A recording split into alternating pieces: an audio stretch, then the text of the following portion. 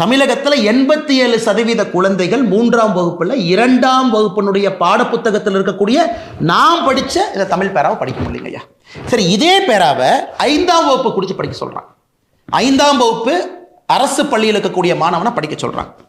தமிழகத்தில் 5ஆம் வகுப்பு படிக்கக்கூடிய அரசு பள்ளி மாணவன் 63% பேர் அது படிக்க முடியும். 6ஆம் வகுப்பு தமிழ் பாட புத்தகத்தை பார்த்து சில தமிழ் வார்த்தைகளையும் எழுதி காட்டினார். அதில் தேடலுக்கான என்பதற்கு தோடலுக்கான் என்றும், எதிர்கால என்பதற்கு எதிர்கால் என்றும் பிழையுடன் எழுதினார்.